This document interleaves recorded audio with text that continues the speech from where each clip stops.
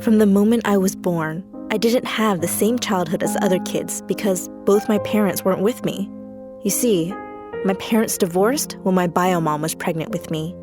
She was so angry with the fact that my dad took custody of my older brother that she kept me as a secret and never told my dad about me. It was like this until I turned 3 years old, when I saw a man shouting at my mom, telling her how much of a liar she was, and asking, "Where's my daughter?" After that argument, my mom told me to get in the car with the man along with 2 other strange men. I began to cry and even hit the man I was sitting beside. I actually cried so much that I cried myself to sleep and woke up in a strange house. The first person I saw was the man that was shouting at my mom. He said, "You're finally awake, sweet pie." At that moment, I screamed out of fear and confusion, but he quickly calmed me down, saying, don't worry, it's me, your father." I froze, because the only person I ever called dad was with my mom, but he explained to me that he was my biological father, and that the other man was my bio mother's boyfriend. My bio mom had been lying to me the entire time. That same day, my father introduced me to my older brother. He was 2 years older than I was, and he looked just like me, but taller. All of this was new to me, but I was able to accept it and grew closer to them both. After a few months of staying with my dad, I'd find myself crying some nights thinking about my mom. I wondered if she worried or missed me as I did her. I was happy to have my brother and father, but I wanted a mother. On my 4th birthday, I told my dad to invite her because I missed her a lot, and even though he didn't want to, he did it for me. I waited in anticipation to see her after months apart. I imagined her seeing me with a gift in hand and rushing over to hug me. I imagined being wrapped in her arms as she wished me a happy birthday, but she never came. Her excuse was one of her friends was getting married.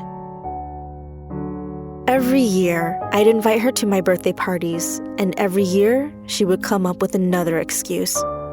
She did show up on my 5th birthday for a brief moment, but I think that was out of guilt or shame rather than actually wanting to be there.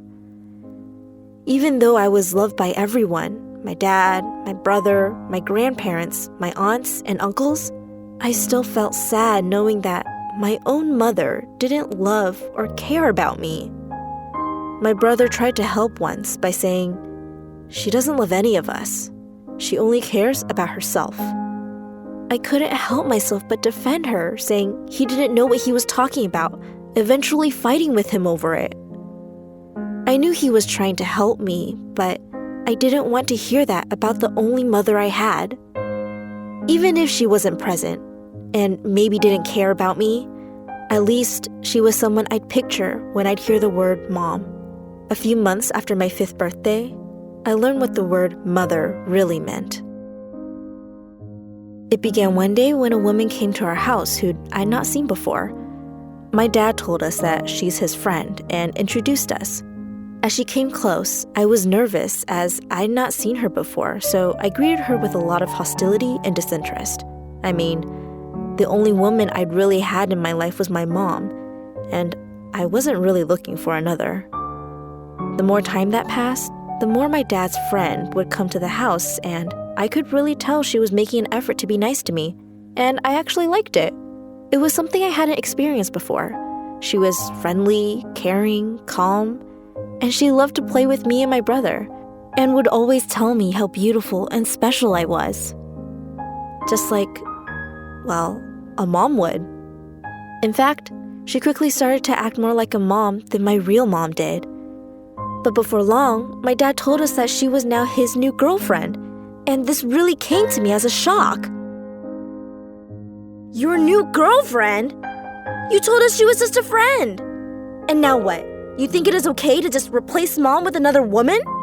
I felt betrayed, became confused, and began to hate the idea of them being together.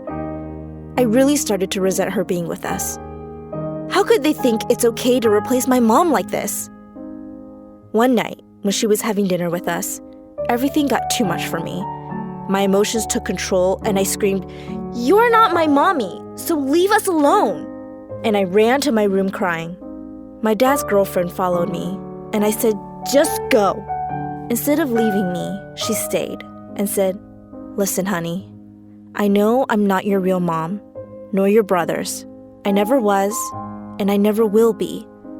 But I love your dad and both of you, and I'm just trying to be there for you. All I need from you is to let me in." The following weeks, I thought about this a lot. I had a woman here who seemed to actually care about me and my family, and I didn't want her to take the place of a mother that didn't bother to contact me or pay any interest in me at all? What was I thinking? I had a woman here who was trying to fill a role in my life I had not had before, and I was throwing it back in her face. The more I looked back on everything, the more I saw she just wanted the best for me. It was now my first day of school, and I was terrified. She came with me and told me that everyone would be lucky to be my friend and have me in their lives, as lucky as she is to have me.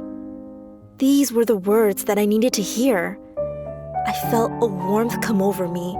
I ran to her and hugged her and said in her ear, "Thank you." From this day on, our relationship became stronger and stronger. She really was everything that was missing from my life, and I started to love her just like a real mom. Fast forward 3 years, and her and my dad got married. I had never felt happier. I was over the moon with joy. I had a real family again. Some years have passed, and now I have a younger brother and sister around me. Her and my dad love us all equally, and she would choose us before herself in every situation. I now call her mom, and she introduces me to people as her daughter. She showed me what a real mother's love is, a love that my bio mom never gave to me. Of course, I'm still in contact with my bio mom. I mean, she gave birth to me, so will always be part of my life. So I visit her sometimes. But there is a piece missing from our relationship, a connection that isn't there that I now associate with the word mother. You see, I used to think you could only call someone mother if they had given birth to you. I struggled to let anyone else assume that role, and became confused when my mind would tell me anything different. But over the years, I learned that the word mother doesn't have to mean someone who gave birth to you, but more someone who is there for you when you're down, cares for you, looks after your best interests, and loves you like you are their own.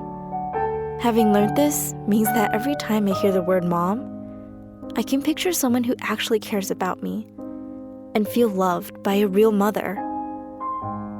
And I'll be forever thankful to her kind soul